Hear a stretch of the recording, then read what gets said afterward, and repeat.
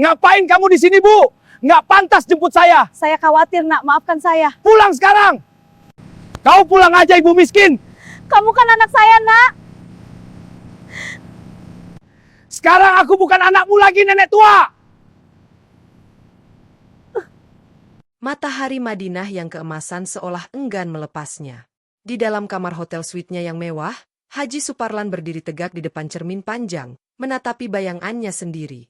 Jubah ihram putih bersih yang dililitkan di tubuhnya terasa seperti mahkota terakhir dari sebuah penaklukan panjang. Ini adalah puncaknya. Haji ketiga.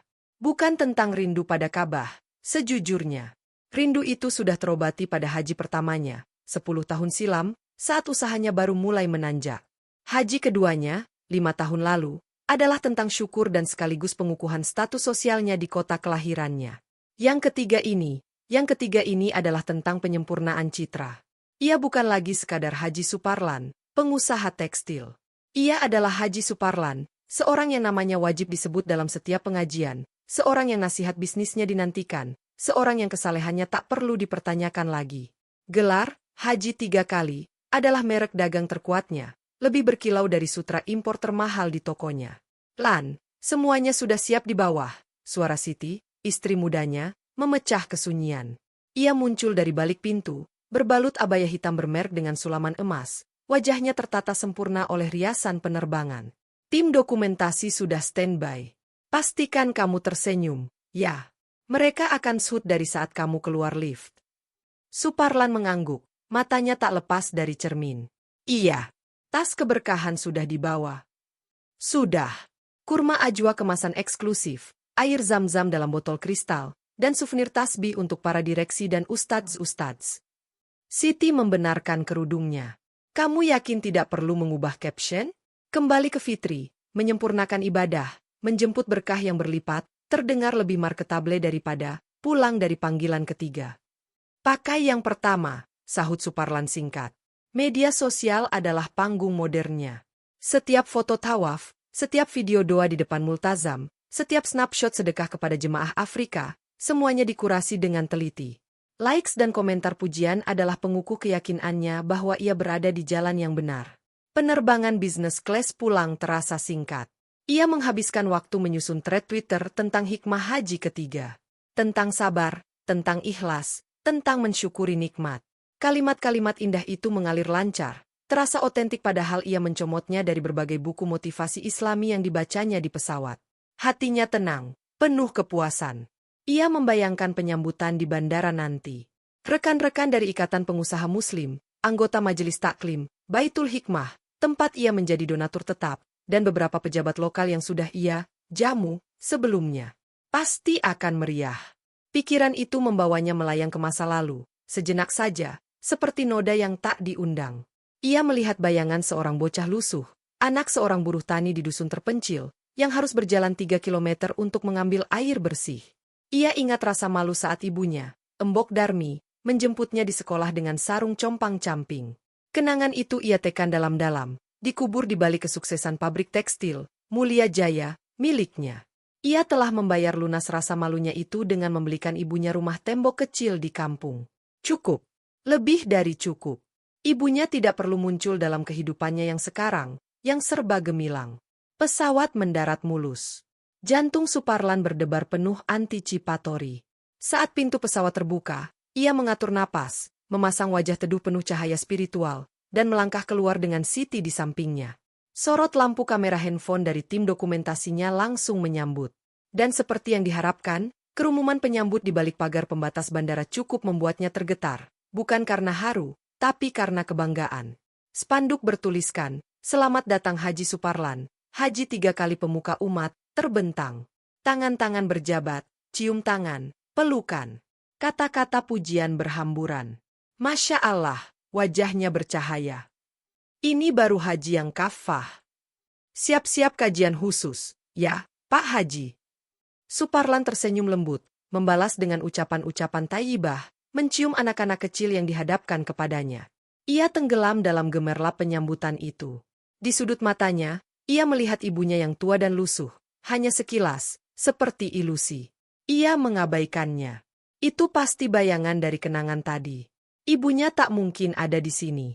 Ia sudah menyuruhnya tinggal di rumah, dengan uang yang lebih dari cukup. Dengan dikawal rombongan, ia berjalan menuju area pengambilan bagasi, masih menjadi pusat perhatian. Suasana riuh rendah penuh kebahagiaan. Inilah puncak citranya. Solid, tak tergoyahkan. Ia adalah monumen kesalehan yang berdiri kokoh.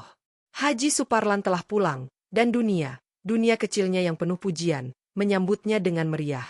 Ia tak menyadari bahwa di balik kerumunan biasa, di dekat pintu keluar terminal kedatangan, sepasang mata tua yang penuh rindu dan air mata telah mengikutinya sejak ia turun dari pesawat. Sepasang mata milik seorang perempuan yang telah berpuasa 3 hari, menyisihkan recehan dari hasil meminta-minta, hanya untuk bisa membeli tiket bus ke bandara dan melihat wajah anak semata wayangnya, sang haji, dari balik pagar. Kesenyapan itu hanya bertahan sepersekian detik sebelum pecah menjadi keriuhan yang kacau. Suara teriakan, jerit kesakitan yang teredam dari Embok Darmi, dan gemuruh suara orang yang saling bertanya tumpang tindih. Dia siapa? Ibunya sendiri? Astagfirullahal-adzim. Rekam. Sorot lampu ponsel yang tadinya merekam penyambutan penuh pujian, kini dengan lahap mengarah ke adegan yang tak terbayangkan itu. Cahayanya menyilaukan mata Suparlan, membuatnya seperti rusa terkena lampu mobil di kegelapan. Ia terpana, melihat tubuh ibunya yang ringkih tergeletak di lantai marmer yang dingin, seperti boneka kain usang yang tercampak. Tas plastik resek hitam yang selalu dibawa ibunya tersibak, isinya tercecer, beberapa botol air mineral bekas yang sudah kempot, sebungkus nasi bungkus sederhana, dan yang membuat hati siapapun yang melihatnya tercekat, selembar foto Suparlan kecil, masih berseragam SD, yang disimpan dalam plastik bening. Petugas keamanan bandara bergegas mendekat. Seorang petugas wanita muda dengan wajah panik membungkuk di sisi Embok Darmi. Ibu baik-baik saja? Bisa duduk. Embok Darmi hanya mengerang pelan, tangannya menahan pangkal paha tempat tendangan itu mendarat. Air mata mengalir deras di keriput wajahnya, tapi suara tangisnya tertahan di tenggorokan, seolah malu untuk mempermalukan anaknya lebih jauh. Matanya yang sayu, penuh kebingungan dan rasa sakit yang lebih dalam dari luka fisik, tertuju pada Suparlan yang masih berdiri kaku dengan jubah putihnya yang kontras dengan kegelapan perbuatannya.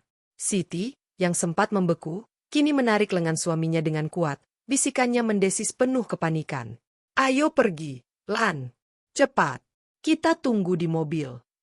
Insting bertahan hidup Suparlan, atau lebih tepatnya, insting untuk menyelamatkan sisa-sisa citranya, bekerja. Ia menelan ludah, memaksakan ekspresi datar yang tegas, meski jantungnya berdebar kencang ingin keluar dari dada. Ini salah paham, ujarnya dengan suara yang berusaha tenang tapi terdengar gepuk di keriuhan, kepada petugas dan kerumunan yang mulai mengerumuni. Dia pengemis yang sering mengganggu di sini. Saya tidak mengenalnya. Kalimat itu, bagai garam yang ditabur di luka terbuka. Embok Darmi yang mendengarnya, mendadak berhenti mengerang. Tubuhnya seakan mendapat sengatan listrik. Ia menatap anaknya, dan untuk pertama kalinya, di balik kesakitan dan kesedihan, ada kilatan kekecewaan yang begitu dalam, begitu mematikan. Cahaya terakhir di matanya padam total. Pak, dia bilang, anakku, tadi, sanggah seorang bapak-bapak dari kerumunan, suaranya berani karena didukung oleh banyaknya saksi. Suparlan menyeringai, mencoba tampak seperti orang yang kesal diganggu. Delusi. Sering terjadi. Mereka pikir semua orang yang pulang haji itu kaya, lalu mengaku-aku keluarga, ujarnya, memutar narasi dengan cepat. Ia menunjuk ke arah tas plastik dan foto yang tercecer. Lihat, itu modusnya. Bawa foto anak-anak untuk bikin iba. Ia tidak memberi kesempatan siapapun untuk bertanya lagi. Dengan gerakan cepat, ia membalikkan badan, menarik Siti, dan berjalan cepat meninggalkan area itu, meninggalkan ibunya yang terluka, meninggalkan kerumunan yang gempar, meninggalkan petugas yang bingung. Langkahnya tegas, tetapi setiap pijakan kaki terasa seperti menginjak bara api. Di telinganya, ia mendengar suara-suara yang semakin keras. Lihat tuh, kabur. Durhaka namanya. Viralin. Biar semua tahu. Tim dokumentasinya yang setia, dengan muka pucat pasi, bingung harus merekam atau tidak. Akhirnya mereka matikan kamera dan ikut melesat meninggalkan tempat kejadian, seperti tikus meninggalkan kapal yang tenggelam. Di dalam mobil mewah yang sudah menunggu, aroma pengharum lavender yang mahal tak mampu menutupi bau keringat ketakutan yang tiba-tiba menyengat. Suparlan merobek jubah putihnya dengan gerakan kasar dan melemparkannya ke jok belakang, seolah kain itu yang bersalah. Gila! Gila sekali kamu, Lan. Siti mendesis, wajahnya merah karena malu dan marah. Kamu tendang dia? Di depan umum? Kamu pikir ini zaman bahula? Diam, teriak Suparlan. Suaranya menggelegar di dalam kabin mobil yang kedap suara. Tangannya mengepal sampai knukelnya putih. Dia yang memalukan aku. Dia yang datangi aku. Aku sudah bilang jangan pernah muncul di acara-acara penting. Tapi kan dia ibumu. Sekarang gimana? Ini pasti udah viral. Siti meraih ponselnya dan membuka aplikasi media sosial. Jari-jarinya gemetar. Baru beberapa menit, namun sudah ada beberapa unggahan pendek dengan tagar durhaka di bandara. Wajah pucatnya semakin memutih. Ini sudah mulai. Oh Tuhan! Suparlan menyenderkan kepala ke jok, menutup mata. Tapi yang ia lihat bukanlah kegelapan. Ia melihat mata ibunya yang terakhir menatapnya, tatapan hancur yang akan menghantuinya selamanya. Ia merasakan sensasi tendangannya, sentuhan ujung sepatu kulit Italianonya yang mahal pada tubuh Renta yang dulu menggendongnya, yang memberinya makan dengan susah payah. Getar pertama dari ponselnya menghancurkan lamunannya. Dari LCD terpampang nama, Haji Mahmud Ketua Majelis. Ia mengambil napas dalam, berusaha menenangkan suara. Assalamualaikum, Pak Haji. Suara di seberang telepon datar, dingin, berbeda dengan nada akrab biasanya. Waalaikumsalam. Suparlan, saya lihat ada insiden di bandara. Ini benar. Bohong semua, Pak Haji. Itu pengemis yang mau menjatuhkan nama baik saya. Fitnah, protes Suparlan, suaranya sedikit tinggi. Ada jeda panjang yang membuat Suparlan semakin berkeringat. Videonya sudah beredar. Nah, jelas sekali. Suaranya jelas. Saya tidak bisa membayangkan. Majelis Taklim, Baitul Hikmah, tidak bisa dikaitkan dengan aib seperti ini. Saya sarankan kamu fokus urus keluarga dulu. Kajian besok dan seterusnya, kamu tidak usah hadir dulu. Tutup. Tanpa kata-kata perpisahan, tanpa nasihat. Hanya pemutusan hubungan. Suparlan melemparkan ponselnya ke jok. Rasa malu yang terpendam kini berubah menjadi amarah yang meluap-luap. Ia marah pada ibunya, pada Siti yang terus menyalahkannya, pada Haji Mahmud yang berkhianat, pada netizen yang tidak punya kerjaan, pada dunia yang seolah bersekongkol menghancurkannya. Ke rumah. Cepat, bentaknya pada sopir. Tapi pelariannya tidak membawa ketenangan. Di rumah mewahnya, setiap sudut seakan berbisik mengutuknya. Lukisan kaligrafi termahal di ruang tamu seolah menatapnya dengan hina. Ia masuk ke kamar mandi, berusaha mandi untuk menghilangkan rasa tidak nyaman. Air hangat mengucur deras, tapi ia merasa najis yang menempel bukan di kulit, tapi di jiwa. Ia menggosok-gosok kakinya, kaki yang menendang, sampai kulitnya kemerahan. Sementara itu, di lantai bandara yang sudah mulai sepi, Embok Darmi akhirnya bisa duduk dengan bantuan petugas dan beberapa penumpang yang baik hati.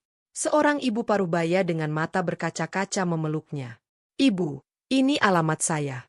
Kalau butuh apa-apa, datang saja ya. Anak ibu, saya tidak tahu apa masalahnya, tapi Tuhan Maha melihat. Embok Darmi hanya mengangguk pelan. Ia memunguti barang-barangnya yang tercecer dengan tangan gemetar. Saat jari-jarinya yang keriput menyentuh foto Suparlan kecil yang tersenyum polos, air matanya kembali menetes, membasahi plastik pembungkus. Ia menyimpannya dengan hati-hati di dada kebayanya, tepat di atas hati yang sedang remuk redam. Terima kasih, Bu. Bisiknya parau. Saya pulang saja. Maaf sudah merepotkan. Dengan langkah tertatih, ditopang oleh rasa sakit fisik dan luka batin yang jauh lebih dalam, ia menuju hal tebus.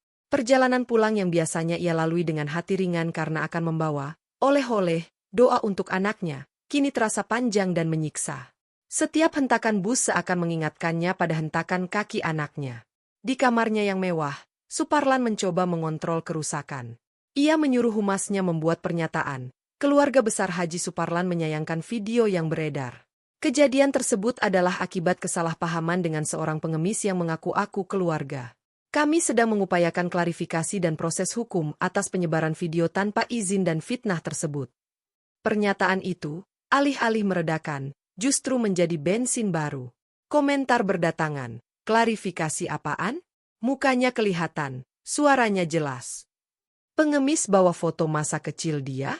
Kok bisa? Hukumannya bukan buat yang sebar video, tapi buat yang durhaka. Malam itu, untuk pertama kalinya dalam 1 dekade, Suparlan tidak bisa tidur. Ia terbaring di kasur empuk, tetapi bagai berbaring di atas duri. Setiap kali ia memejamkan mata, ia melihat wajah ibunya yang hancur. Ia mendengar suara jeritan diam dari kerumunan. Ia merasakan getaran ponsel yang tak henti-henti, notifikasi dari media sosial, pesan singkat yang isinya mulai berani-beraninya menanyakan kejadian, bahkan ancaman terselubung. Jubah putih kesalehannya telah ternoda selamanya. Noda itu bukan dari tanah atau debu, tetapi dari tindakan keji yang bersumber dari kesombongan hatinya yang paling gelap. Dan noda itu, dengan bantuan teknologi, telah tercetak abadi di layar-layar ponsel, menjadi saksi bisu yang akan menghantuinya sepanjang sisa hidupnya. Ia bangun, berjalan ke balkon, memandang kota yang gemerlap. Angin malam berhembus, tetapi tidak membawa kesejukan. Ia merasakan sesuatu yang asing, ketakutan akan kehilangan. Bukan kehilangan harta atau status, tetapi kehilangan sesuatu yang jauh lebih fundamental yang bahkan tidak ia sadari telah ia miliki, keberkahan dari ridha seorang ibu. Dan di suatu tempat, di gubuk kecilnya, seorang perempuan tua menahan tangisnya, meraba foto anaknya yang tersenyum polos, dan berbisik lirih ke dalam kegelapan. Maafkan ibu, Lan. Ibu malah membuatmu malu. Ibu janji, ibu tidak akan mengganggumu lagi. Dua jiwa yang terluka, terpisah oleh jurang kesombongan dan kesalahpahaman, sama-sama terjaga di malam yang panjang. Salah satu merencanakan pembelaan diri dan pencitraan balik, yang lain hanya meratapi nasib dan mendoakan agar anaknya tidak terlalu dibenci orang. Malam itu, benih-benih penderitaan dan kejatuhan mulai bertunas, disirami oleh air mata penyesalan yang masih egois dan air mata pengampunan yang tulus namun tak terdengar. Pagi yang seharusnya cerah terasa mendung di dalam rumah megah keluarga Suparlan. Siti sudah menyuruh semua pembantu untuk menutup rapat-rapat semua tirai, sehingga cahaya matahari hanya menyelinap tipis melalui celah-celahnya, menerangi debu yang mulai berterbangan di udara yang kaku. Rumah itu sepi, tetapi bukan sepi yang damai. Ini adalah kesunyian yang tegang, penuh dengan apa yang tidak diucapkan. Suparlan duduk di belakang meja kerjanya di ruang belajar. Di depannya terbentang 3 laptop.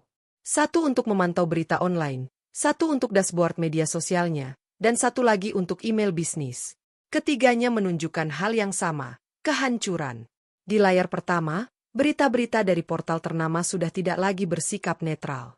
Headline-headline menyerang langsung. Video viral Haji 3 kali tendang perempuan tua. Ini klarifikasi keluarga yang bikin netizen geram. Dari tauladan ke aib, kisah pilu Haji Suparlan. Dan yang paling menyakitkan, ibunda korban ungkap motif. Saya hanya ingin lihat wajah anak saya.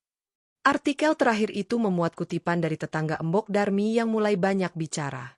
Layar kedua adalah neraka kecilnya sendiri. Notifikasi dari Instagram, Twitter, dan Facebook berdesakan.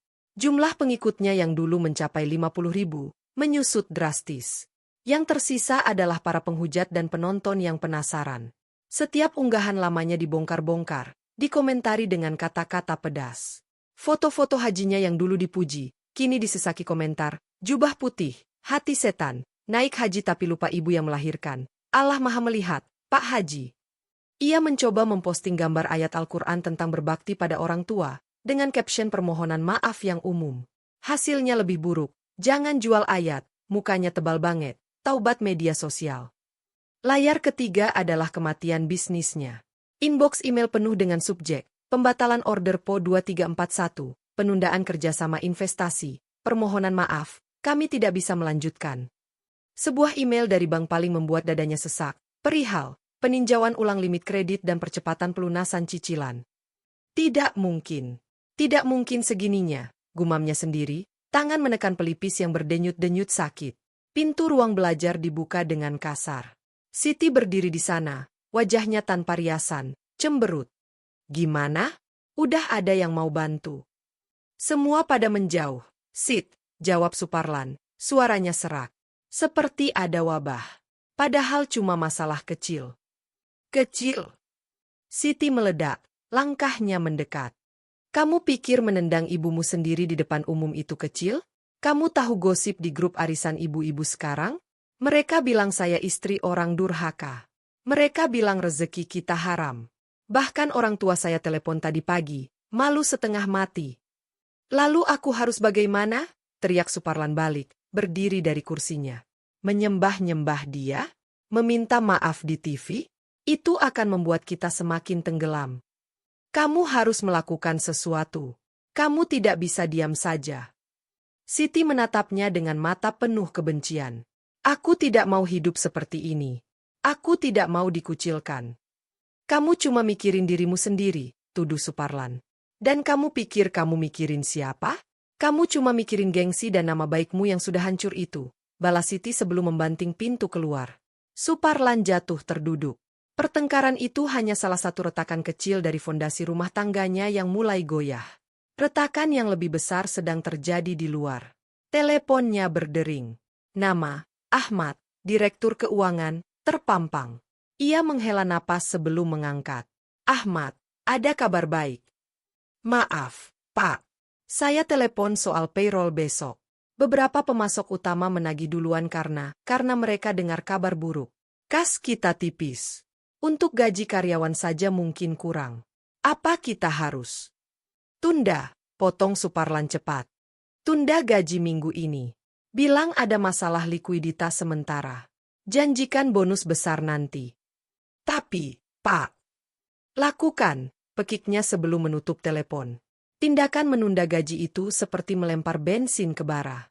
Dalam hitungan jam, kabar itu menyebar di antara 150 karyawan pabrik Mulia Jaya. Suasana yang sudah muram menjadi panik. Beberapa karyawan yang sudah lama, yang dulu menghormati Suparlan, kini menggeleng-geleng. Dulu ibunya yang janda, jualan gado-gado untuk biayain sekolahnya. Sekarang, anaknya yang kaya raya tega menendang ibunya dan menunda gaji kita, gerutu seorang mandor tua di kantin. Produktivitas nyaris nol. Mesin-mesin masih berdengung, tetapi tanpa semangat. Bisnisnya runtuh bukan karena kompetitor, tetapi karena moral yang jatuh. Di tengah keputusasaan, Suparlan mendapat telepon dari seorang konsultan PR bayaran mahal. Ada satu cara, Pak Haji. Kita harus counter dengan narasi yang lebih emosional. Tampilkan Anda sebagai korban tekanan batin, sebagai anak yang sebenarnya menyayangi ibu tapi terjebak emosi dan gengsi sosial. Kita perlu wawancara eksklusif. Lalu bagaimana dengan ibuku? Saya sarankan Anda menjemput beliau, membawanya ke rumah, merawatnya. Kita dokumentasikan semua. Tunjukkan rekonsiliasi. Itu akan menjadi momentum pemulihan. Idenya seolah memberi harapan. Suparlan, didorong oleh kepanikan dan keinginan untuk segera keluar dari lubang, menyetujui. Tanpa memberitahu Siti, ia menyetir sendiri mobil SUV-nya yang lain menuju kampung halaman ibunya. Perjalanan 2 jam terasa sangat panjang. Setiap iklan billboard, setiap pemandangan, seolah menertawakannya. Ia tiba di kampungnya, di jalan tanah yang dulu ia lalui dengan sepatu bocor. Rumah tembok kecil yang ia belikan untuk ibunya terlihat tak terawat. Tanaman di halaman layu. Ia parkir, dan dengan perasaan campur aduk, antara malu, takut, dan sedikit harapan palsu, ia mengetuk pintu. Tidak ada jawaban. Ia mencoba mendorong. Pintu tidak terkunci. Di dalam, rumah itu gelap dan pengap. Terdengar suara radio kecil menyiarkan lantunan ayat suci. Di ruang tamu sederhana, Embok Darmi duduk di lantai, memandang kosong ke arah foto Suparlan kecil yang diletakkan di meja. Ia tampak lebih kurus, lebih tua 10 tahun dalam seminggu. Ibu, sapa Suparlan, suaranya serak. Embok Darmi menoleh perlahan. Tidak ada ekspresi marah atau bahagia. Hanya kehampaan. Lan, ada perlu apa? Ibu saya datang untuk menjemput ibu. Tinggal bersama saya di kota. Biar saya rawat ibu. Embok Darmi memandangnya lama. Matanya yang sayu seolah menembus semua kepalsuan. Jangan, Lan. Ibu baik-baik saja di sini. Tapi ibu sakit, sendirian. Saya menyesal, Bu. Saya hilaf. Itu semua karena tekanan kerja, karena alibi-alibi mulai mengalir. Sudah, Lan, potong Embok Darmi dengan lemah. Ibu tidak mau merepotkan. Ibu malu. Kalau ibu ikut kamu, nanti kamu malu lagi. Lagi pula. Ia menatap foto itu. Ibu punya banyak kenangan di sini. Di sana, di rumah besarmu, ibu cuma akan jadi barang yang disembunyikan. Kalimat itu tepat seperti anak panah. Suparlan tersentak. Itu benar. Niatnya memang membawa ibunya untuk dijadikan alat pemulihan citra, untuk dipajang di wawancara, lalu mungkin disembunyikan lagi di kamar pembantu. Ibu maafkan saya, desisnya, kali ini dengan sedikit getar tulus, karena ia terkejut dengan ketajaman intuitif ibunya. Embok Darmi mengangguk pelan, matanya berkaca-kaca. Ibu sudah maafkan. Dari dulu. Tapi Lan, maafnya ibu tidak akan mengembalikan nama baikmu. Itu urusanmu dengan orang banyak, dan yang paling penting, dengan Allah. Ibu cuma bisa mendoakanmu. Suparlan ingin berlutut, ingin menangis, tetapi gengsinya masih terlalu besar. Ia merasa terpojok, ditolak dengan halus. Dari saku jasnya, ia mengeluarkan selembar amplop tebal berisi uang tunai dan meletakkannya di meja. Ini untuk ibu. Untuk biaya hidup. Embok Darmi melihat amplop itu, lalu menatap anaknya. Uangnya kamu ambil lagi, Lan. Ibu masih bisa cari makan. Dulu tanpa uangmu pun ibu hidup. Yang ibu mau. Suaranya tercekat, cuma lihat kamu jadi anak yang baik. Bukan yang kaya. Yang baik. Amplop itu tetap terbengkalai di meja. Suparlan berdiri, tidak tahu harus berkata apa. Ia merasa lebih hina daripada saat diviral. Penolakan lembut ibunya lebih menyakitkan daripada kemarahan Siti atau hujatan netizen. Ibu, saya pergi dulu. Hati-hati di jalan, anakku. Kata, anakku, itu terasa seperti pisau. Ia keluar dari rumah, masuk ke mobil mewahnya, dan menyetir pergi dengan pikiran kacau. Rencana pemulihan citra sudah gagal di langkah pertama. Sementara itu, di rumah yang sepi, Embok Darmi mengambil amplop uang itu. Ia tidak menyentuhnya untuk kepentingannya sendiri. Esok paginya, ia pergi ke surau kecil di ujung kampung, menemui seorang ustadzah yang mengelola TPA. Bunyai, ini saya ada rezeki lebih. Tolong digunakan untuk anak-anak yatim di TPA, atau untuk yang mau hafal Quran tapi tidak mampu. Loh, ini banyak sekali. Embok Darmi. Dari mana? Tanya Bunyai. Rezeki dari anak saya, jawab Embok Darmi, tersenyum getir. Mungkin dengan ini, doa-doa anak-anak kecil yang polos bisa sampai ke langit, dan membantu mencuci dosa anak saya. Kebaikan diam-diam itu, yang dilakukan dengan uang pemberian anak durhaka, tidak akan pernah diketahui Suparlan. Tapi di kampung, cerita tentang Embok Darmi yang tetap bersedekah meski sedang berduka, mulai beredar. Kontras antara ibu yang tetap berbuat baik dan anak yang terkena aib makin memperdalam simpati. Kembali di kota, kegagalan Suparlan menjemput ibunya membuat konsultan PR-nya kebingungan. Kalau tidak bisa dengan ibunya, kita harus cari angle lain. Mungkin dengan kegiatan sosial besar-besaran. Maka, dipaksakanlah acara santunan untuk 100 anak yatim di halaman rumahnya. Tenda didirikan, makanan berlimpah, dan hadiah dibagikan.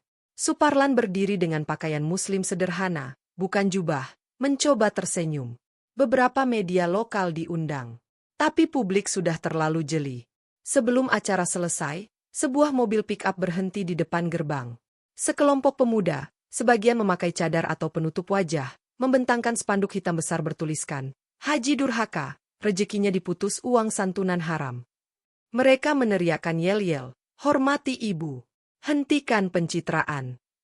Keributan terjadi. Acara berantakan. Anak-anak yatim ketakutan. Foto dan video spanduk hitam itu kembali viral, menenggelamkan pemberitaan positif tentang santunan. Suparlan mundur ke dalam rumah, gemetar. Siti menatapnya dengan pandangan yang kini penuh keputusasaan. Sudah. Tidak ada yang bisa diperbaiki. Kita akan menjadi bahan tertawaan selamanya.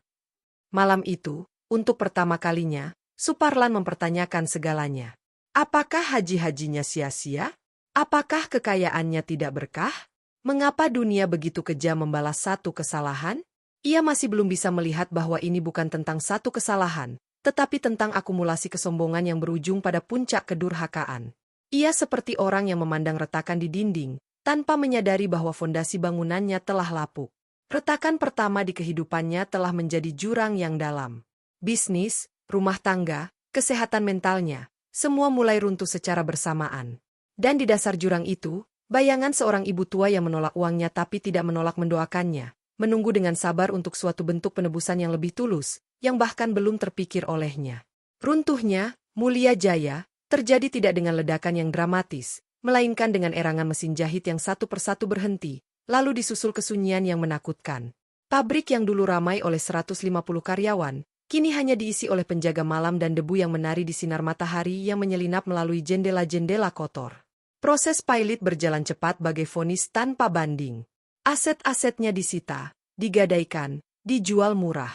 Lambang kesuksesannya, bangunan pabrik 3 lantai itu sendiri, kini tergantung plang, dikontrakan, yang semakin lusuh diterpa angin dan hujan. Suparlan dan Siti terpaksa meninggalkan rumah megah di kawasan elit. Rumah itu dijual ke seorang pengusaha muda yang tidak peduli dengan sejarah kelam pemilik sebelumnya. Mereka pindah ke sebuah apartemen menengah di lantai 12. Dari balkonnya, Suparlan bisa melihat pabrik lamanya di kejauhan, seperti melihat kuburan masa lalunya sendiri. Apartemen itu berdebu, sempit, dan penuh dengan kotak kardus barang-barang sisa yang tidak terjual, yang terus-menerus mengingatkannya pada kejatuhan. Siti berubah menjadi hantu dalam apartemen itu. Wajahnya yang dulu selalu segar dengan riasan mahal, kini pucat dan keriput oleh kekhawatiran. Ia menghabiskan hari-harinya di sofa, menggulung-gulungkan remote TV dari channel ke channel, menghindari berita-berita lokal yang mungkin menyebut-nyebut nama suaminya. Percakapan mereka hanya berupa ledakan-ledakan singkat. "Kamu sudah coba hubungi si A lagi?" tanya Siti suatu pagi, tanpa menoleh. "Dia tidak angkat telepon," jawab Suparlan pendek, sedang memeriksa lowongan kerja di laptop bekasnya. Sebuah pengalaman yang menghinakan. Siapa yang mau mempekerjakan Haji Durhaka yang viral? Lalu kita makan dari apa bulan depan? Sewa apartemen ini saja nyaris tidak mampu. "Aku tahu," bentaknya, menutup laptop dengan keras. "Apa kamu pikir ini mudah bagiku?" Siti hanya memandangnya dengan dingin. "Yang ku tahu, dulu hidupku nyaman. Sekarang, aku terperangkap di sini dengan seorang yang dilaknat orang banyak." Kata-kata itu diucapkan dengan tenang, namun lebih menusuk dari teriakan. Makanan yang mereka santap bukan lagi hidangan chef pribadi, tetapi makanan pesan antar dari warung tenda dengan bungkus stereofoam. Rasa minyak jelantah dan penyedap rasa murahan membuat perut Suparlan mual, tetapi itu semua yang mereka mampu. Gengsi sudah menjadi barang mewah yang tak terjangkau. Tubuhnya, yang dulu dipelihara dengan klub kesehatan dan suplemen impor, mulai memberontak. Stres kronis memicu sesuatu yang aneh. Dimulai dengan ruam merah gatal di pergelangan kaki kanannya, persis di area yang bersentuhan dengan ujung sepatu saat ia mendorong ibunya. Ruam itu merambat, membentuk pola seperti peta kekacauan hidupnya. Dokter kulit hanya menggeleng, menyebutnya dermatitis atopik yang dipicu stres, memberinya salep mahal yang sedikit meredakan gatal tetapi tidak menyembuhkan. Lalu, persendiannya mulai nyeri, terutama lutut dan bahu, seolah menanggung beban dosa yang tak terlihat. Napasnya sering tersengal tanpa alasan, dadanya sesak di malam hari. Dokter jantung tidak menemukan kelainan fisik. "Mungkin anxiety, Pak. Coba kurangi stres." Stres? Bagaimana mungkin mengurangi sesuatu yang menjadi udara yang ia hirup, air yang ia minum? Stres itu ada dalam setiap tatapan kosong Siti, dalam setiap panggilan telepon dari debt collector, dalam setiap komentar online yang masih sesekali muncul, bertahun setelah kejadian, dari orang-orang yang mengingatkannya, masih hidup si Durhaka. Upayanya untuk taubat publik berakhir menjadi lelucon pahit. Setelah kegagalan acara santunan, humas bayarannya menyarankan wawancara eksklusif di sebuah channel YouTube agama. Suparlan duduk dengan kemeja putih sederhana, wajahnya sengaja dibuat tampak letih dan penuh penyesalan. Pewawancara, seorang ustadz muda, mengajukan pertanyaan yang sudah disetujui naskahnya. "Apa yang sebenarnya terjadi di bandara saat itu, Pak Haji?" Saya kehilangan kendali. Emosi saya memuncak karena tekanan dan mungkin kelelahan ibadah. Itu bukan pembenaran, hanya penyesalan. Saya hilaf. Apa pesan Anda untuk masyarakat? Saya mohon maaf. Dan ingatlah, jaga perasaan orang tua. Saya contoh yang buruk. Wawancara itu tayang. Untuk beberapa jam, ada sedikit simpati. Tapi kemudian, seorang netizen yang piawai mengedit video, memotong cuplikan wawancara itu dan menyandingkannya dengan video asli di bandara, di mana raut wajah Suparlan penuh amarah dan arogan, bukan penyesalan. Video side-by-side itu kembali viral dengan tagar taubat palsu. Komentar paling banyak disukai berbunyi, "Lihat matanya. Kosong.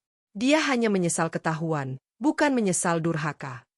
Pukulan itu membuat Suparlan lumpuh selama berhari-hari. Ia berbaring di kasur apartemen yang keras, menatap langit-langit yang berjamur di sudutnya. Ia mulai minum obat tidur dari dokter umum, tetapi tidurnya tetap dihantui mimpi. Dalam mimpi itu, ia selalu berada di bandara, tetapi semua orang yang lewat adalah wajah ibunya yang sama, menatapnya dengan tatapan hampa. Atau, ia bermimpi berdiri di depan Ka'bah, tetapi jubah ihramnya berwarna hitam pekat, dan setiap kali ia hendak tawaf, kakinya tertanam kuat di tanah, tak bisa bergerak. Terkadang, ia bermimpi melihat ibunya dari kejauhan, duduk di kursi goyang di teras rumah yang asri, tertawa ringan dengan seseorang yang tak dikenalnya, sementara ia sendiri terjebak di balik kaca yang tak bisa ditembus, berteriak tapi tak bersuara. Mimpi-mimpi itu lebih melelahkan daripada insomnia. Suatu siang, saat ia berjalan ke minimarket di bawah apartemen untuk membeli mie instan dan rokok, kebiasaan buruk yang kembali ia ambil. Seorang ibu-ibu yang menggendong anak kecil mengenalinya. Ibu itu memeluk anaknya lebih erat dan berbisik sesuatu. Anak kecil itu lalu menunjuk ke arah Suparlan dan berkata lantang, "Itu kan, Bu, om jahat yang mukuli nenek di TV." Suara polos itu menggema di lorong minimarket yang sepi. Suparlan membeku, kemudian berbalik dan pergi tanpa membeli apa-apa. Rasa malu yang tua kembali membakar pipinya. Ia semakin jarang keluar apartemen. Hidupnya menyusut menjadi 4 dinding, skrin laptop, dan lingkaran setan antara rasa sakit fisik, tekanan finansial, dan kesepian yang menggerogoti. Siti, yang dulu adalah pasangan hidupnya, kini hanya sekamar yang hidup. Mereka tidur di kasur yang sama, tetapi membelakangi satu sama lain, dipisahkan oleh jurang kesalahpahaman dan saling menyalahkan. Titik nadirnya datang pada suatu malam hujan. Siti pulang agak malam, membawa bau parfum yang asing dan sedikit alkohol. Wajahnya sedikit cerah, sesuatu yang sudah lama tidak Suparlan lihat. "Dari mana?" tanyanya dari sofa. "Kumpul dengan teman-teman lama," jawab Siti singkat, melepas jaket. "Teman lama? Yang mana? Mereka masih mau bergaul dengan kita." "Denganku, Suparlan. Bukan dengan kita," koreksi Siti tajam. "Mereka mengajakku jalan-jalan. Mengingatkan aku bahwa hidupku tidak harus berakhir di sini, bersamamu." "Apa maksudmu?" Siti menarik napas dalam, lalu duduk di depannya, tatapannya lugas dan dingin. "Aku tidak bisa lagi, Lan. Aku tidak kuat. Setiap hari diingatkan akan kesalahanmu. Setiap hari hidup dalam ketakutan tidak bisa bayar ini itu. Aku masih muda. Aku mau hidup lagi." Suparlan merasa bumi di bawahnya retak. Jadi aku akan pulang ke orang tuaku dulu. Cari kerja. Lalu, kita lihat nanti. Kamu mau meninggalkanku?" Di saat seperti ini, suaranya terdengar seperti anak kecil yang ketakutan. "Kamu yang meninggalkan segalanya lebih dulu, Suparlan," balas Siti, suaranya meninggi. "Kamu meninggalkan akal sehatmu, kamu meninggalkan kewajibanmu sebagai anak, dan kamu telah meninggalkan kehormatan kita sebagai keluarga. Aku hanya mengikutimu."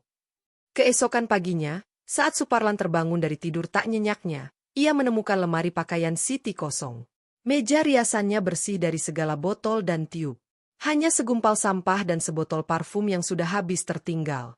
Di atas meja makan, di samping bungkusan nasi goreng yang sudah dingin, terbaring secari kertas. "Lan, saya pergi. Jangan cari saya. Urus dirimu sendiri dulu. Saya butuh udara yang tidak beracun." Siti. Tidak ada tanda cinta, tidak ada penyesalan, tidak ada harapan untuk bertemu lagi. Hanya pernyataan fakta yang dingin. Istri mudanya, yang dulu mendampinginya di puncak dan mendorong gengsinya, telah pergi ketika ia berada di dasar jurang. Suparlan meremas kertas itu hingga menjadi bola kecil. Ia tidak menangis. Air matanya sepertinya sudah habis. Yang ia rasakan adalah kehampaan yang lebih luas dari apartemen kosong itu. Ia sendirian. Benar-benar sendirian. Tidak ada Siti, tidak ada teman, tidak ada rekan bisnis, tidak ada pengikut setia di media sosial. Bahkan ibunya telah ia usir sendiri. Ia menghabiskan hari itu berjalan mondar-mandir di apartemen seperti binatang yang terluka. Di malam hari, dalam keputusasaan yang paling gelap, ia melakukan sesuatu yang sudah lama tidak dilakukannya dengan tulus. Ia bersujud. Di atas sajadah lusuh, di ruang tamu yang gelap, ia meletakkan dahinya di lantai yang dingin. Doa-doa berantakan keluar dari mulutnya. Bukan doa hafalan yang indah, tetapi rintihan yang kacau. "Ya Allah, ampuni aku. Aku salah. Aku durhaka. Aku sombong. Tolong aku. Keluarkan aku dari ini. Pulihkan segalanya. Kembalikan hartaku, reputasiku, kembalikan istriku." Di tengah doanya yang masih egois, meminta pemulihan, bukan pencerahan, ia tiba-tiba tercekat. Sebuah ingatan meloncat ke pikiranannya. Wajah ibunya yang sabar membawakan nasi bungkus ke kosnya dulu, saat ia masih kuliah dan uang kiriman telat. Makan dulu, Lan. Ibu jualan ketoprak hari ini lumayan. Saat itu ia malu karena ibunya datang dengan mukena lusuh. Sekarang, ia merindukan momen itu. Apakah doanya selama ini salah? Apakah yang ia cari selama ini adalah pengampunan manusia, bukan pengampunan Allah? Apakah ia menyesali perbuatannya, atau hanya menyesali konsekuensinya? Ia tidak menemukan jawabannya. Yang ia temukan hanya kelelahan yang amat sangat. Ia tertidur di atas sajadah, di lantai, dan bermimpi lagi. Kali ini, ia mimpi melihat dirinya kecil, berlari ke pelukan ibunya yang masih muda. Ia menangis dalam mimpi itu. Dan saat terbangun, bantal sajadahnya basah. Titik nadirnya bukanlah kehilangan harta atau istri. Titik nadirnya adalah saat ia menyadari bahwa dalam kesendirian yang paling parah itu, tidak ada seorang pun yang ingin ia hubungi, dan tidak ada seorang pun yang akan datang. Ia telah menjadi pulau yang terasing, dikelilingi oleh lautan kesalahannya sendiri. Dan dari dasar jurang itulah, untuk pertama kalinya, benih penyesalan yang sesungguhnya, bukan penyesalan egois, mulai tertanam. Masih sangat kecil, tertutup oleh rasa malu, sakit, dan ketakutan. Tapi ia ada. Ia merasakan kerinduan yang tiba-tiba, bukan pada rumah mewah atau mobil, tetapi pada cahaya lampu minyak di gubuk ibunya dulu, pada suara ibu membacakan doa sebelum tidur, pada rasa nasi berlauk tempe yang dimasak dengan cinta. Ia merindukan sesuatu yang sangat sederhana, yang telah ia injak-injak demi sesuatu yang sangat rumit dan akhirnya musnah. Ia bangun, memandangi kota melalui jendela apartemennya. Ribuan lampu berkedip, masing-masing menceritakan sebuah rumah, sebuah keluarga. Dimanapun ibunya sekarang, ia berharap ada setitik cahaya yang hangat untuknya. Dan untuk pertama kalinya, doanya berubah. Ya Allah, lindungilah ibuku. Bahagiakan dia, meski tanpa aku. Itu adalah doa pertama yang benar-benar tidak egois dalam waktu yang sangat lama. Dan entah mengapa, setelah mengucapkannya, ruam di kakinya terasa tidak begitu gatal, dan sesak di dadanya sedikit berkurang. Mungkin itu hanya sugesti.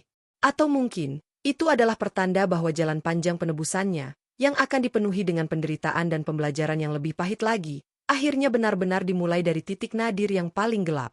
Gubuk Embok Darmi di tepi kampung itu bukanlah tempat yang ramai dikunjungi.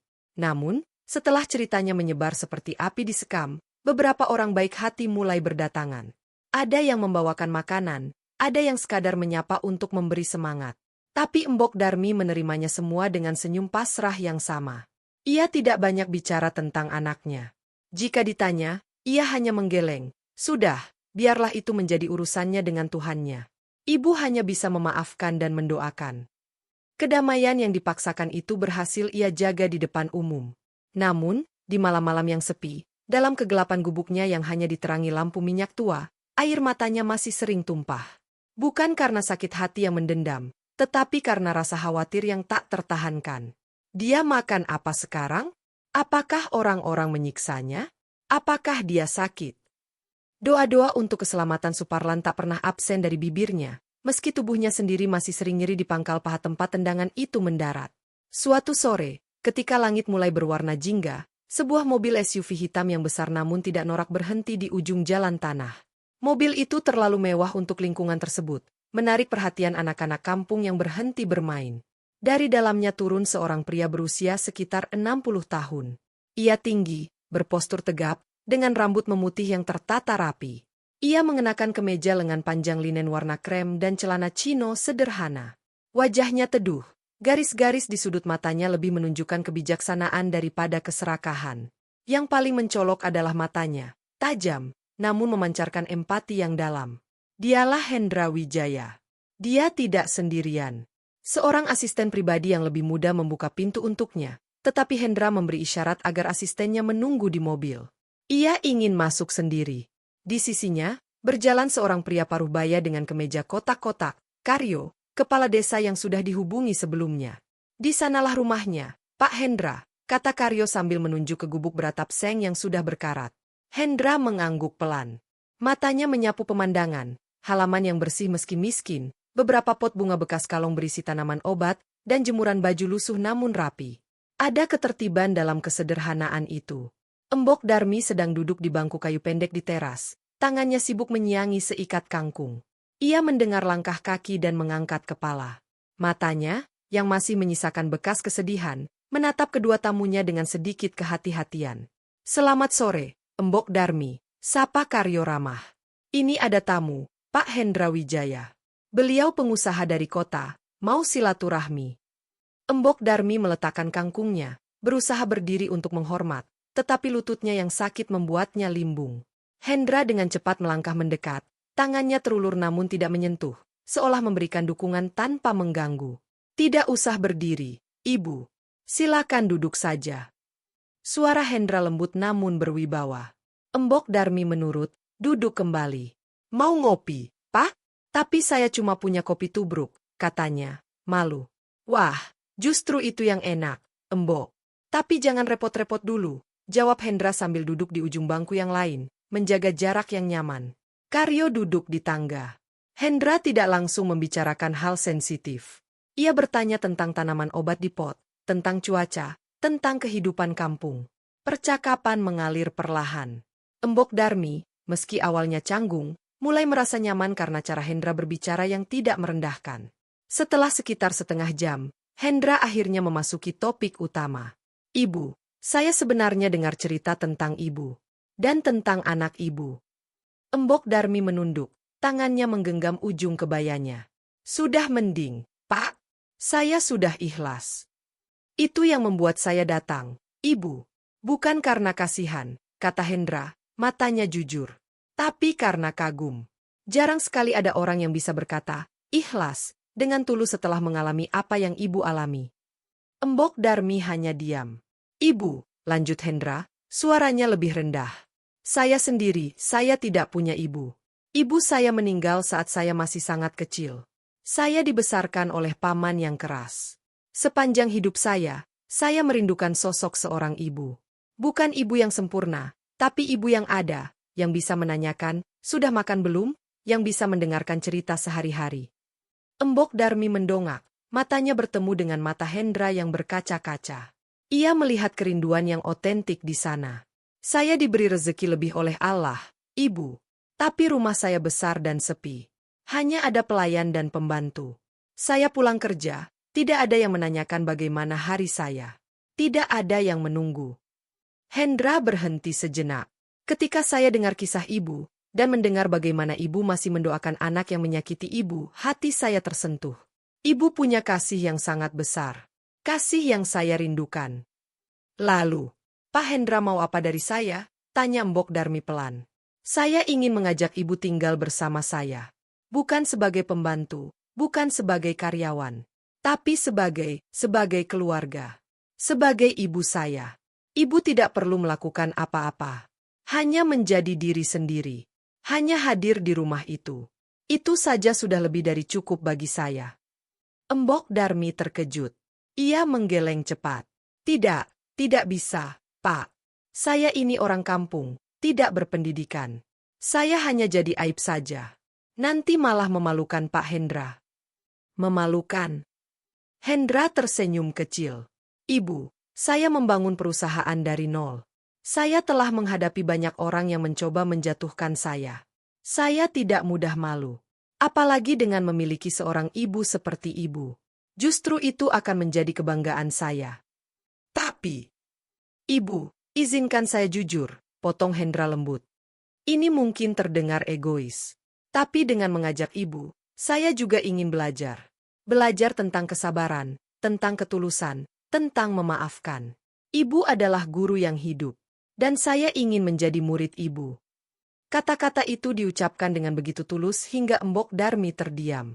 Sepanjang hidupnya, ia selalu merasa menjadi beban. Beban bagi orang tuanya yang miskin, beban bagi suaminya yang harus menghidupinya, dan akhirnya beban bagi anaknya yang merasa ia memalukan. Tidak pernah ada yang mengatakan ia adalah seorang guru, bahwa kehadirannya adalah sebuah kebanggaan. Karyo, yang dia memperhatikan, turut membujuk. "Embok, ini kesempatan bagus. Pak Hendra orangnya baik, banyak bantu proyek desa. Ibu bisa hidup tenang di sana. Kalau tidak betah, ya pulang lagi kemari." Embok Darmi memandangi tangannya yang keriput, penuh bekas kerja keras. Ia memandangi gubuknya yang remang-remang. Lalu ia memandang wajah Hendra yang penuh harap tulus. Ada sesuatu di hati pria itu yang mirip dengan rasa kosong yang ia rasakan Kerinduan akan ikatan keluarga yang hangat. Pak Hendra, saya tidak bisa apa-apa. Saya cuma bisa masak sederhana, jahit bolong-bolong, dan doa. Hendra tersenyum lebar, senyum pertama yang benar-benar lepas sejak ia datang. Itu lebih dari cukup, Ibu. Lebih dari cukup. Setelah berpikir panjang, dengan hati yang masih ragu-ragu, Embok Darmi akhirnya mengangguk. Saya coba, Pak. Tapi kalau saya merepotkan, saya pulang. Tidak akan, Ibu. Saya janji. Keesokan harinya, dengan hanya membawa satu koper kecil berisi pakaian seadanya dan foto Suparlan kecil yang disimpan di dasarnya, Embok Darmi meninggalkan gubuknya. Tetangga-tetangga berkerumun, melepas dengan perasaan campur aduk, sedih kehilangan, tapi senang melihatnya dapat jalan keluar. Perjalanan ke rumah Hendra membuatnya terpana. Rumah itu bukan istana yang berlebihan, tetapi sebuah rumah besar bergaya modern minimalis dengan taman yang asri. Ia disambut oleh staf rumah tangga, sepasang suami istri setengah baya, Bu Marni dan Pak Joko, serta seorang asisten rumah tangga muda. Hendra memperkenalkannya, ini Ibu Darmi. Mulai sekarang, beliau adalah ibu saya di rumah ini. Perlakukan beliau seperti kalian memperlakukan saya. Sikap hormat mereka tulus. Bu Marni langsung memandu Embok Darmi ke kamarnya. Kamar terbaik di lantai dasar, menghadap taman, dengan kamar mandi dalam dan tempat tidur yang luas. Kalau ada yang kurang, Ibu bilang ya, kata Bu Marni ramah. Hidup baru Embok Darmi dimulai dengan canggung. Ia terbiasa bangun subuh dan bekerja. Kini ia dibangunkan oleh aroma kopi yang sudah diseduh dan disuguhkan di tempat tidur. Ia terbiasa memasak sendiri. Kini Bu Marni yang sudah menyiapkan segala sesuatu. Ia merasa tidak berguna.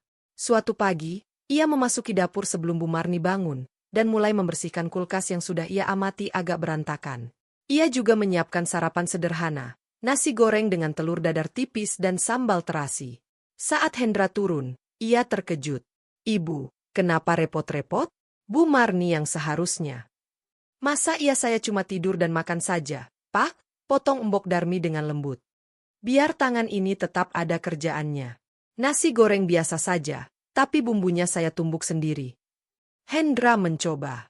Matanya membelalak. Ini enak sekali, Ibu. Bukan karena bumbunya istimewa, tetapi karena ada rasa, rumah, di dalamnya.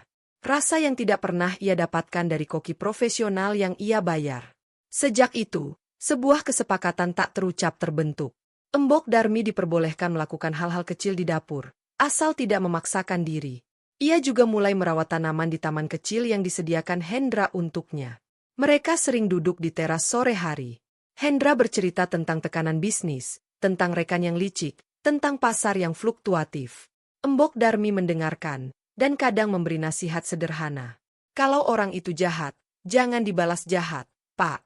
Cukup dijauhi. Rezeki itu dari Allah, bukan dari dia. Atau, hidup ini kayak tanam jagung.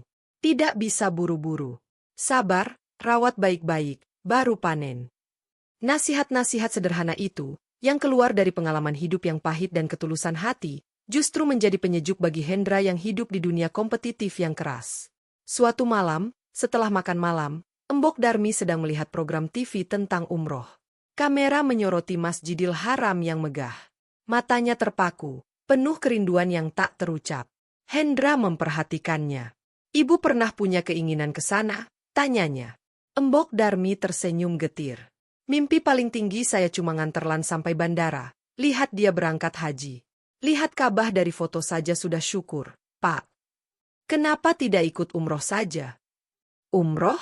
Ah, itu mimpi di siang bolong. Butuh biaya besar. Saya tidak punya apa-apa. Hendra diam. Tapi di dalam hatinya, sebuah tekad sudah bulat. Ia tidak berkata apa-apa saat itu. Beberapa minggu kemudian, Hendra mengajak Embok Darmi ke sebuah biro perjalanan umroh terkemuka. Ibu, kita ke sini untuk urusan dokumen. Urusan apa, Pak? Paspor ibu kan sudah lama. Kita perpanjang. Untuk liburan, jawab Hendra sambil tersenyum misterius. Embok Darmi tidak banyak tanya. Ia mengikuti semua proses dengan patuh. Hingga suatu sore, Hendra memberikan sebuah amplop kepadanya di ruang keluarga. Ibu, buka ini. Di dalamnya, ada tiket pesawat, visa umroh, dan itinerari perjalanan ke Mekah dan Madinah. Nama, Darmi binti Sarjo, tercetak jelas. Embok Darmi membeku. Tangannya gemetar hebat. Matanya tak percaya menatap tiket itu, lalu menatap Hendra. Ini hadiah untuk ibu, kata Hendra, suaranya bergetar haru. Ibu bilang, mengantar anak ibu haji adalah mimpi tertinggi ibu. Sekarang, izinkan saya mengantar ibu ke Tanah Suci. Bukan sebagai anak ibu, tapi sebagai seseorang yang ingin ibu merasakan kebahagiaan itu. Ibu layak, ibu. Lebih dari siapapun. Air mata Embok Darmi meledak. Ia menangis terisak-isak, tubuh ringkihnya gemetar. Tangannya memegang erat tiket itu, seperti memegang sesuatu yang sangat rapuh. Saya tidak pantas, Pak Hendra.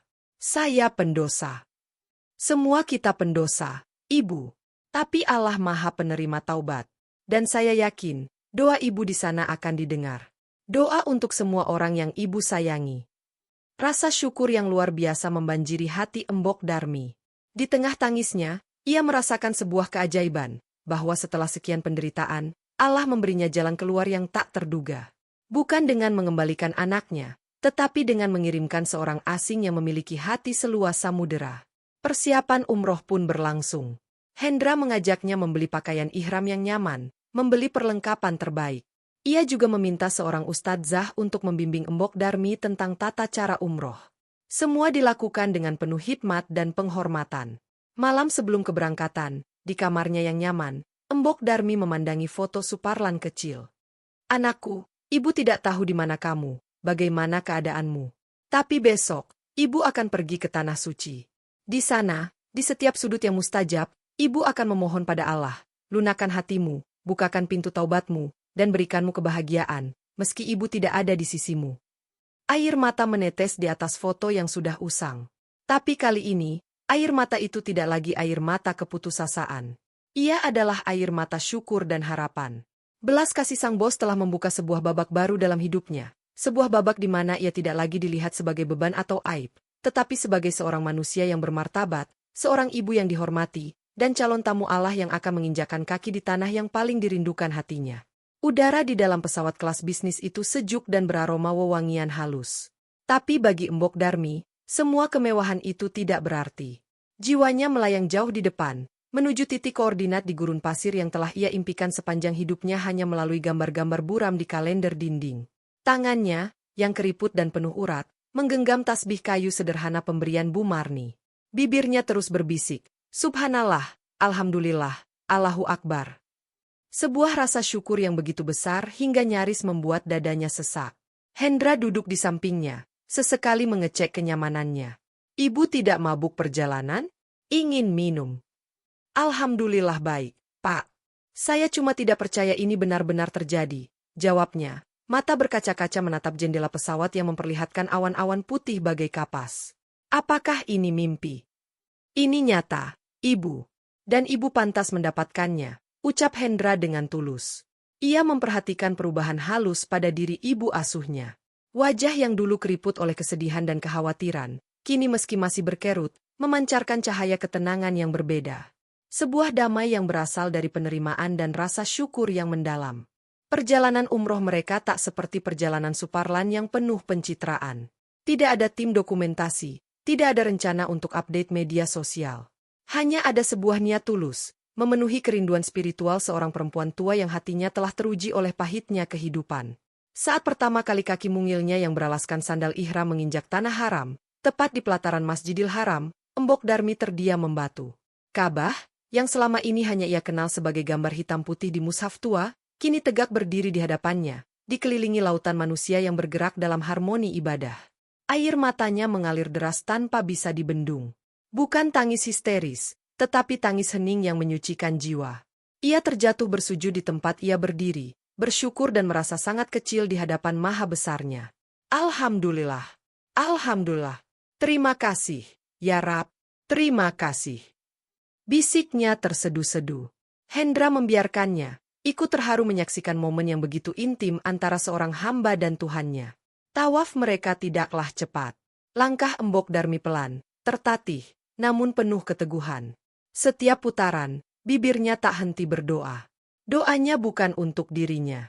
Doanya adalah permohonan ampunan untuk Suparlan, kebaikan untuk Hendra, ketenangan untuk tetangga-tetangganya di kampung, dan bagi semua orang yang pernah menyakitinya. Ia bahkan mendoakan Siti, istri anaknya yang tidak ia kenal dengan baik. Ya Allah, berikan dia petunjuk. Jadikan ia pendamping yang baik bagi Lan di kemudian hari, jika itu yang terbaik. Ketika sampai di sudut Hajar Aswal, Hendra bertanya apakah ia ingin menciumnya. Embok Darmi menggelap. Cukup saya lihat dari sini, Pak. Saya takut mengganggu yang lain. Saya tidak layak. Kerendahan hati yang membuat Hendra semakin kagum. Di multazam, di antara desakan jamaah lain, Embok Darmi berhasil menyelipkan diri. Ia menempelkan wajahnya ke kain kiswah yang hitam legam. Di sanalah, dengan seluruh kerendahan hatinya, ia mencurahkan isi hatinya. Ya Allah, Engkau tahu betapa hancur hati ini.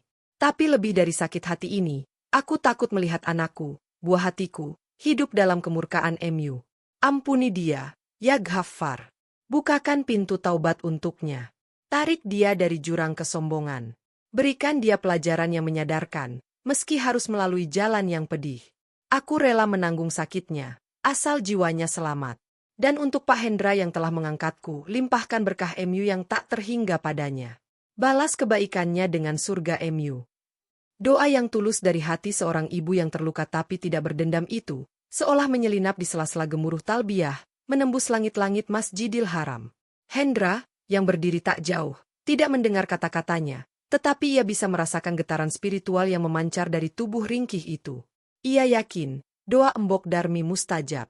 Perjalanan Sai antara Syafa dan Marwah adalah metafora hidupnya sendiri. Ia mengingat perjuangan Siti Hajar, seorang ibu yang berlari mencari air untuk anaknya, Ismail. Ia pun telah berlari sepanjang hidupnya. Berlari mencari nafkah, berlari membesarkan anak sendirian, berlari mengejar doa untuk keselamatan anaknya. Keringatnya bercucuran, kakinya pegal, namun ia terus melangkah dengan senyuman syukur. Ini mudah, Bu Hajar dulu lebih susah, bisiknya pada diri sendiri. Di Madinah, di Raudah, Taman Surga, Embok Darmi menghabiskan waktu berjam-jam hanya untuk duduk, berzikir, dan menangis.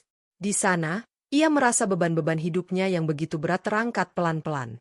Ia merasa diampuni, dicintai, dan dipeluk oleh rahmat yang tak terbatas. Ketika hendak meninggalkan Raudah, ia berbisik pelan, "Ya Rasulullah, tolong sampaikan pada Allah permohonan hamba yang hina ini, jadikan anakku, Suparlan, hamba MU yang kembali." Selama perjalanan, ada momen-momen kecil yang tak terduga. Seorang fotografer perjalanan spiritual dari Eropa, yang sedang mengabadikan momen-momen ibadah yang autentik, tertarik pada sosok Embok Darmi. Ia bukan seperti jamaah lainnya yang sibuk dengan telepon genggam atau ekspresi yang dibuat-buat. Wajahnya polos, penuh penyerahan total. Fotografer itu, dari kejauhan dengan lensa telefoto, mengambil beberapa bidikan. Embok Darmi dengan mata tertutup dan tangan terangkat penuh harap di depan Ka'bah. Embok Darmi tersenyum lembut sambil membantu seorang jamaah tua lainnya mengambil air zam-zam. Embok Darmi terduduk hening di teras Masjid Nabawi, wajahnya diterangi sinar matahari sore yang keemasan. Fotografer itu kemudian mengunggah foto-foto tersebut di platform internasional dengan caption, "Wajah iman yang sesungguhnya, seorang nenek dari Indonesia dan perjalanan spiritualnya yang menyentuh jiwa." Foto-foto itu viral secara organik. Banyak orang yang terpesona oleh ketulusan dan kedamaian yang terpancar dari wajahnya. Tak ada yang tahu siapa dia, tapi banyak yang tersentuh. Hendra, yang mengetahui foto-foto itu, bertanya apakah Embok Darmi ingin diketahui identitasnya. Dengan polos ia menjawab, "Untuk apa, Pak? Saya cuma orang tua yang beruntung bisa ke sini. Biarlah orang lihat wajah saya dan ingat sama Allah, bukan ingat nama saya." Pulang dari Tanah Suci, Embok Darmi membawa perubahan yang tak kasat mata tapi sangat nyata. Ia seperti telah dicuci jiwanya. Senyumnya lebih sering, lebih tulus. Ia masih diam dan rendah hati, tetapi sekarang ada semacam wibawa lembut yang menyertainya. Ia menjadi penyejuk di rumah Hendra. Bahkan para staf yang awalnya hanya menghormati karena perintah majikan, kini secara tulus menyayanginya. Ia selalu ingat untuk menanyakan kabar keluarga mereka, dan sering memberikan nasihat-nasihat kehidupan sederhana yang tepat sasaran. Hendra pun merasakan dampaknya. Rumah yang dulu hanya tempat tidur dan bekerja, kini terasa hangat. Pulang kerja ditanya, "Sudah makan, Pak? Hari ini ada ikan bakar kesukaan Pak." Ada cerita-cerita kecil tentang tanamannya, tentang resep baru yang ia coba. Kehadiran Embok Darmi mengisi kekosongan yang telah lama dirindukan Hendra. Suatu hari, Hendra mengajaknya menghadiri acara amal yayasan yang ia dirikan untuk pendidikan anak yatim. Acara itu dihadiri banyak orang penting dan media. Awalnya Embok Darmi grogi, tapi Hendra membimbingnya dengan sabar. Saat sesi testimoni, seorang moderator tak terduga menyapa Embok Darmi. Ibu Darmi, sebagai seorang ibu, apa harapan ibu untuk anak-anak Indonesia? Embok Darmi terdiam sejenak, lalu dengan suara lirih namun jelas yang diperkuat mikrofon, ia berkata, "Saya cuma orang tua biasa. Tapi saya mau bilang, anak-anak cintai orang tuamu. Hormati mereka. Tidak peduli mereka kaya atau miskin, terkenal atau tidak. Karena ridha Allah ada di ridha orang tua. Dan untuk orang tua, sayangi anak-anakmu dengan tulus. Didik mereka dengan akhlak, bukan cuma dengan harta. Kadang, anak yang kita pikir memalukan, justru sedang butuh bimbingan kita yang lebih sabar." Ucapan sederhana itu, yang keluar dari pengalaman hidupnya yang pahit, menyentuh banyak hati. Sorak aplaus seriuh. Banyak ibu-ibu yang menyeka air mata. Sejak saat itu, nama Ibu Darmi mulai dikenal di kalangan terbatas bukan sebagai korban, tetapi sebagai sosok bijak yang rendah hati. Tak lama setelah itu, sebuah majalah wanita ternama meminta wawancara eksklusif dengan Hendra dan ibu asuhnya. Hendra menawarkan pada Embok Darmi, "Tidak usah, Pak. Saya bukan artis," tolaknya halus. "Tapi ibu bisa jadi inspirasi bagi banyak orang, Bu. Cerita ibu bisa mengingatkan banyak anak yang lalai." Akhirnya, dengan pertimbangan itu, Embok Darmi setuju. Wawancara itu dimuat dengan judul, "Dari Luka, Tumbuh Cinta, Kisah Ibu Darmi dan Putra Asuhnya yang Memulihkan Kembali Makna Keluarga." Foto sampulnya adalah potret close-up wajah Embok Darmi yang teduh, dengan latar belakang kaligrafi ayat tentang birrul walidain, berbakti pada orang tua. Majalah itu beredar luas. Kisahnya yang lengkap, dari didurhakai anak kandung, diangkat anak oleh konglomerat baik hati, hingga perjalanan umroh yang mengharukan, menjadi buah bibir. Embok Darmi menjadi simbol ketabahan, kemampuan memaafkan, dan betapa hidup selalu punya kejutan baik bagi orang yang bersabar. Suatu malam, di teras rumah yang sejuk, Embok Darmi sedang membaca majalah itu. Ia mengelus fotonya sendiri dengan rasa syukur yang tak terkira. Hendra mendatanginya. "Ibu bahagia?" tanyanya. "Bahkan lebih dari bahagia, Pak. Saya bersyukur. Tapi..." Ia memandang bintang-bintang di langit. "Saya masih sering memikirkan dia. Apakah dia bahagia? Apakah dia sudah menemukan jalannya?" Hendra meletakkan tangan di pundaknya. "Ibu sudah mendoakannya di tempat-tempat terbaik. Serahkan pada Allah. Kadang, Allah memberi pelajaran dengan cara yang tidak kita mengerti. Tapi percayalah, doa ibu tidak akan sia-sia." Embok Darmi mengangguk. Ia percaya.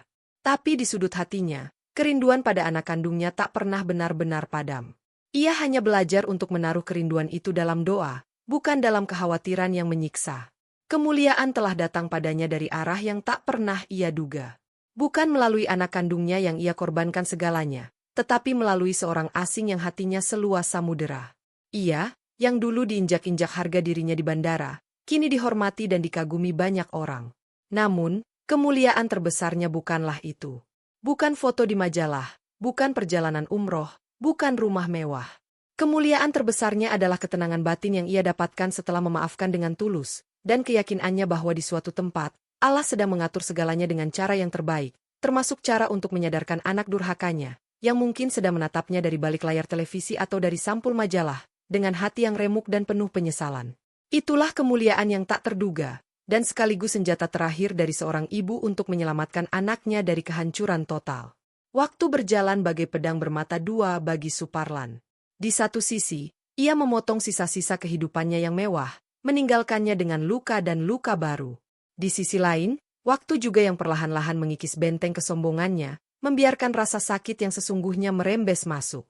Ia kini tinggal di sebuah kamar kos di belakang pasar, ruangan berukuran 3x3 meter dengan dinding lembab dan langit-langit berjamur. Pekerjaannya? Menjaga warung kopi kecil milik seorang janda paruh-baya, Buati, yang mendengarnya butuh kerja dan memberinya kesempatan meski tahu reputasinya. Gajinya cukup untuk makan dan bayar kos, tidak lebih.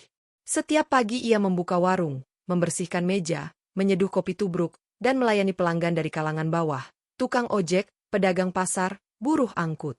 Di sini, Tak ada yang mengenalnya sebagai Haji Suparlan. Mereka memanggilnya Pak Lan, biasa. Penyakit kulitnya masih datang dan pergi, tetapi frekuensinya berkurang seiring ia terbiasa dengan kerja fisik sederhana. Stresnya belum hilang, tetapi kini ia terlalu lelah secara fisik untuk terlalu banyak berpikir. Malam-malamnya dihabiskan dengan membaca Al-Quran terjemahan yang ia beli bekas, sambil mencoba memahami apa yang telah ia langgar.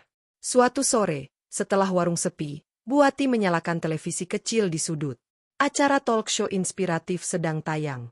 Pembawa acara dengan suara hikmat memperkenalkan tamu, dan bersama kita hari ini, seorang sosok yang telah menjadi inspirasi bagi banyak orang tentang makna memaafkan dan keluarga. Beliau adalah Ibu Darmi, bersama putra asuhnya, Bapak Hendra Wijaya. Suparlan yang sedang mencuci gelas, mendadak kaku. Tangannya gemetar hingga sebuah gelas terlepas dan pecah di bak cucian. Namun ia tak peduli. Matanya tertancap pada layar televisi tabung buram itu. Di sana, dengan latar belakang studio yang elegan, duduk ibunya. Tapi ini bukan ibunya yang ia kenal. Embok Darmi duduk tegak dengan santun, mengenakan kebaya sutra berwarna lavender dan kerudung matching yang rapi. Wajahnya masih keriput, tetapi ada cahaya ketenangan yang memancar kuat, sebuah kedamaian yang menembus layar. Senyumnya lembut, tidak lagi getir atau pasrah, tetapi penuh syukur. Di sebelahnya, pria berwajah teduh itu, Hendra Wijaya, duduk dengan sikap penuh hormat, sesekali menatap ibunya dengan kasih sayang yang tak terbantahkan. Hancur. Bisik Suparlan dalam hati, tetapi kali ini yang hancur adalah pertahanan terakhir egonya. Pembawa acara bertanya tentang perjalanan hidupnya. Dengan suara tenang yang sedikit gemetar namun jelas, Embok Darmi bercerita. Ia tidak menyebut nama, tidak menyebut aib anaknya secara gamblang. Ia hanya bercerita tentang perjalanan seorang ibu yang diuji, tentang kesabaran, dan tentang keajaiban pertolongan Allah melalui orang-orang baik. Lalu, saat host bertanya pesan untuk anak-anak yang mungkin lalai, kamera melakukan close-up pada wajah Embok Darmi. Ia menatap lensa seolah menatap langsung ke mata setiap anak durhaka di luar sana, termasuk Suparlan yang terseduh-seduh di depan televisi warung kopi kumuh. Anak-anakku. Suaranya bergetar penuh emosi. Sayangilah orang tuamu selagi mereka masih ada. Jangan sampai gengsi, harta, atau pandangan orang lain membuatmu buta. Ibu bapakmu itu pintu surgamu. Menyakiti mereka itu mempersulit jalanmu sendiri. Ia berhenti sejenak, menarik napas. Dan untuk ibu-ibu seperti saya yang mungkin disakiti anaknya, tabahlah. Maafkanlah. Doakanlah yang terbaik untuk mereka. Karena cinta seorang ibu itu tidak ada batasnya, walau kadang harus memendam luka. Kalimat terakhir itu seperti pukulan palu godam yang menghancurkan sisa-sisa tembok ego dan pembenaran diri di dalam hati Suparlan. Ia menangis terseduh-seduh, tak peduli pada Buati yang melongok dari dapur. Tangisan itu dalam, keluar dari dasar jiwa yang tersiksa selama ini oleh penyesalan yang salah, penyesalan karena kejatuhan, bukan karena durhaka. Kini, ia menyesal karena telah menyakiti, karena telah kehilangan, karena telah menjadi anak yang tak tahu diri. Bu, itu ibuku, ratapnya pada Buati, suaranya pecah. Buati memandangnya dengan kasihan, lalu menatap televisi. Itu ibumu? Yang di TV? Yang diangkat anak sama bos sawit itu. Suparlan hanya bisa mengangguk, tak bisa bicara. Sejak saat itu, sebuah dorongan tak tertahankan muncul. Ia harus melihat ibunya. Tidak untuk meminta maaf, ia merasa tidak layak, tetapi hanya untuk memastikan bahwa ibunya benar-benar baik-baik saja, bahwa senyum di TV itu nyata. Dengan sisa tabungannya yang sedikit, ia naik bus kota menuju kawasan elit di mana rumah Hendra berada. Ia turun di halte terdekat dan berjalan kaki. Semakin dekat, semakin gentar hatinya. Rumah-rumah di sini besar, berpagar tinggi, dijaga keamanan. Ia, dengan baju kaos lusuh dan celana jeans pudar, terasa seperti sampah yang tersesat. Akhirnya, ia sampai di depan sebuah rumah minimalis yang megah namun tidak norak. Di pilar gerbang, terpampang pelang kecil, Wijaya Residence. Ini dia. Jantungnya berdebar kencang. Dari balik pagar besi hitam yang berukir, ia bisa melihat taman yang asri dan sebuah beranda luas. Dan di sana, di sebuah kursi goyang rotan dengan bantal-bantal empuk, duduk sosok yang sangat ia kenal sekaligus sangat asing. Embok Darmi. Ia sedang membaca Al-Quran besar. Kacamata baca meluncur ke ujung hidungnya. Wajahnya tampak begitu damai, begitu tenang, diterpa sinar matahari sore yang keemasan. Sesekali, seorang asisten rumah tangga muda menghampiri, membawakan teh di nampan perak. Ibunya tersenyum, mengangguk terima kasih. Itu adalah gambaran kehidupan yang jauh lebih baik dari yang pernah ia berikan, bahkan di puncak kejayaannya dulu. Suparlan tak berani mengetuk pagar. Ia tak pantas. Rasa malu yang dalam, yang kali ini murni dan bukan karena gengsi, membelenggunya. Ia hanya bisa berlutut di balik pagar, di atas trotoar yang bersih, tubuhnya menggigil hebat. Air matanya mengalir deras, membasahi baju kaosnya yang tipis. Ia memandang dari jauh, seperti seorang pengemis yang melihat surga yang tak akan pernah bisa dimasukinya. Lama ia berlutut di sana, terbius oleh rasa sakit yang luar biasa. Sakit karena melihat kebahagiaan ibunya tanpa dirinya. Sakit karena menyadari betapa berdosanya dirinya. Sakit karena tahu bahwa ia telah kehilangan hak untuk disebut anak. Tiba-tiba, Embok Darmi mengangkat kepala. Seolah ada firasat, atau mungkin hanya gerakan biasa, matanya menatap ke arah pagar. Pandangan mereka bertemu. Suparlan melihat kejutan di mata ibunya, lalu sebuah kilasan kesedihan yang sangat dalam, dan akhirnya penerimaan yang pilu. Tidak ada kemarahan. Tidak ada kebencian. Hanya sebuah pengakuan bahwa ya, itu adalah anaknya yang hilang, yang kini ada di sana, hancur. Embok Darmi tidak berteriak, tidak memanggil. Ia hanya mengangguk pelan, sangat pelan, seolah berkata, "Aku melihatmu." Lalu, ia menutup wajahnya dengan kedua tangannya yang keriput, bahunya bergetar. Ia menangis. Tapi tangisan itu berbeda. Ia menangis melihat penderitaan anaknya, bukan karena sakit hatinya sendiri. Sebelum Suparlan bisa melakukan apapun, berteriak, memohon, atau melarikan diri, pintu utama rumah terbuka. Hendra Wijaya muncul. Ia telah diberitahu oleh asistennya yang melihat dari jendela. Wajahnya tegas, namun tidak marah. Ia berjalan dengan langkah pasti menuju pagar. Suparlan, dengan tubuh masih berlutut, menundukkan kepalanya sangat dalam, tak sanggup menatap wajah pria yang telah melakukan apa yang seharusnya ia lakukan. "Bangun, Suparlan," kata Hendra, suaranya datar, tidak menghakimi. Dengan susah payah, Suparlan bangkit. Kakinya pegal dan gemetar. "Saya tahu siapa kamu. Dan Ibu Darmi juga tahu," lanjut Hendra, memandangnya dengan tajam. "Dia melihatmu tadi." Suparlan ingin berbicara, ingin memohon sesuatu, tetapi lidahnya terasa keluh. Hanya rintihan tak terbentuk yang keluar dari mulutnya. "Dengar baik-baik," kata Hendra, memotong. "Ibumu sudah menemukan kedamaian di sini. Luka di hatinya belum sembuh total, tapi dia sudah bisa tersenyum lagi. Dia sudah bisa tidur nyenyak.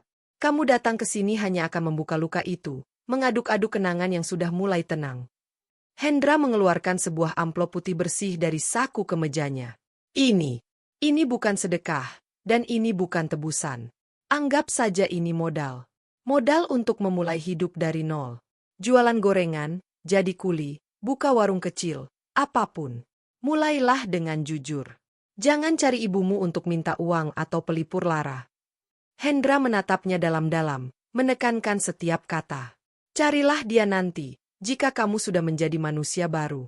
Jika kamu sudah bisa menghargai seorang ibu bukan karena gengsi, tapi karena dia adalah ibumu. Jika kamu sudah bisa berdiri sendiri tanpa perlu menyakiti siapapun." Taubat itu bukan kata-kata di depan kamera. Taubat itu perubahan nyata. Buktikan pada Allah, pada ibumu, dan pada dirimu sendiri bahwa kamu bisa berubah. Suparlan menerima amplop itu, tangannya gemetar hebat. Berat amplop itu terasa seperti batu nisan dari kehidupan lamanya. "Pergilah sekarang. Perbaiki hidupmu. Selama kamu belum berubah, jangan ganggu ketenangan ibumu. Itu adalah bentuk bakti terakhir yang bisa kamu lakukan untuknya saat ini, memberikannya ketenangan." Hendra memandangnya sekali lagi, lalu membalikan badan, dan masuk kembali ke rumah. Pagar tertutup perlahan dengan bunyi klik yang final. Suparlan berdiri terpaku, memandangi rumah itu. Dari kejauhan, ia melihat Hendra mendekati ibunya yang masih duduk di kursi goyang. Hendra menepuk pundak Embok Darmi dengan lembut. Ibunya mengangkat wajah, mengusap air mata, dan kemudian ia tersenyum kecil pada Hendra. Sebuah senyum penuh rasa syukur dan kepercayaan. Senyum yang bukan untuk Suparlan. Senyum itulah yang terakhir dilihat Suparlan. Senyum yang menjadi pelajaran paling pahit sekaligus paling berharga dalam hidupnya. Ia telah kehilangan hak untuk membahagiakan ibunya, tetapi ia melihat orang lain melakukannya dengan sempurna.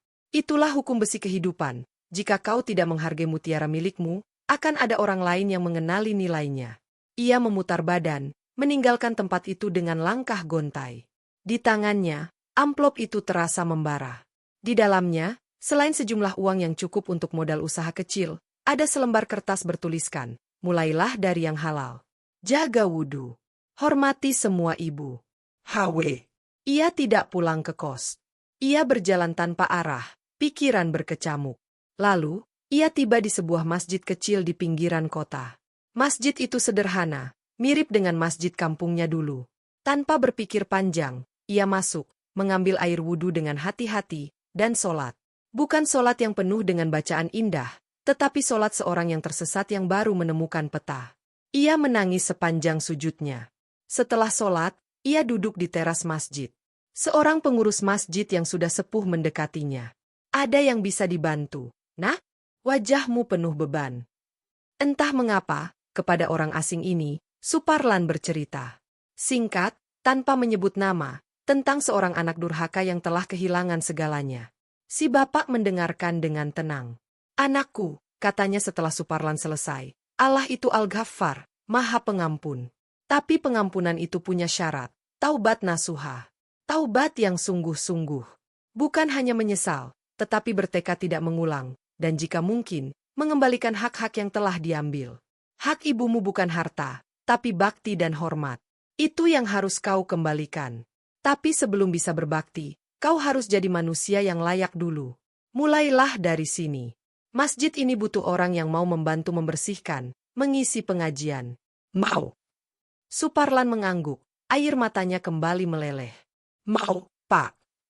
Malam itu, ia tidur di ruang serbaguna masjid dengan izin pengurus. Tidurnya nyenyak untuk pertama kalinya sejak kejadian di bandara. Tidak ada mimpi buruk. Mungkin, karena ia telah menerima hukuman dan pelajarannya dengan lapang dada. Mungkin, karena ia akhirnya memilih untuk berjalan, sekalipun dalam kegelapan, daripada berdiri diam dalam penderitaan.